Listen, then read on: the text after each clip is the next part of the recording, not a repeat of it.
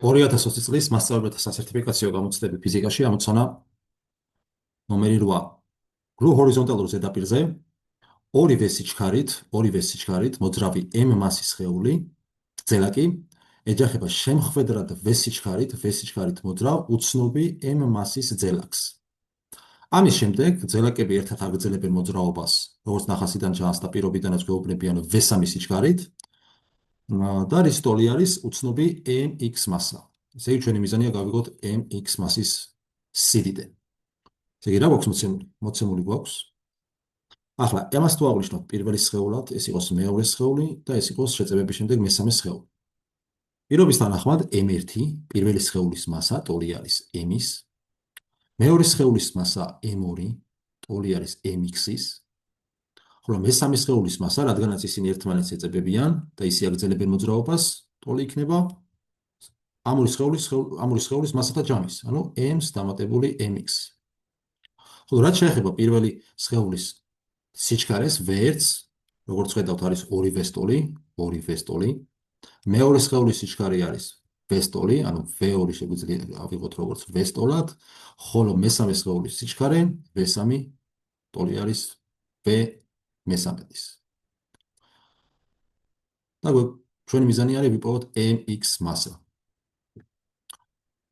ეხლა ამ ამოცანის ამოსახსნელად სრულიად საკმარისი არის, რომ ჩავწეროთ იმპულსის შენახვის კანონი, რომლის თანახმადაც სხეულის იმპულსთა ჯამი დაჯახებამდე, ანუ ჩვენ თუ ჩავწერთ სხეულის იმპულსთა ჯამს ამ სისტემისთვის, ესე იგი m1 v1-ს თუ დავუმატებთ m2 მეორე სხეულის იმპულსს m2 v2-ს, ეს ტოლი უნდა იყოს სხეულის იმპულსთა ჯამის დაჯახების შემდეგ.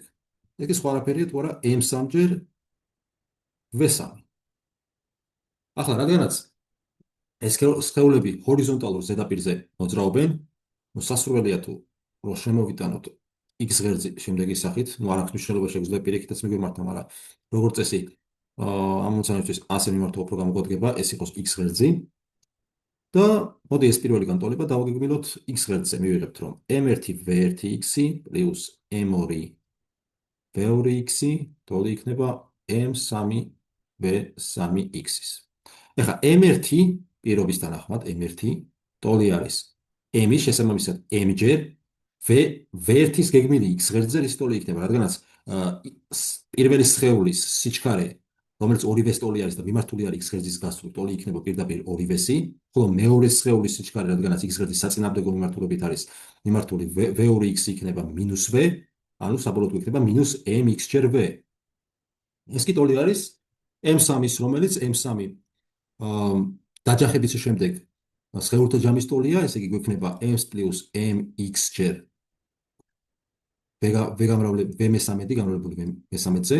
ახლა ჩვენ შეგვიძლია ტოლობის ორივე მხარეს v-ები შევკვეცოთ და მივიღებთ რომ 2v-ს მინუს mx-ი ტოლი ყოფილა m პლუს mx-მესამედი.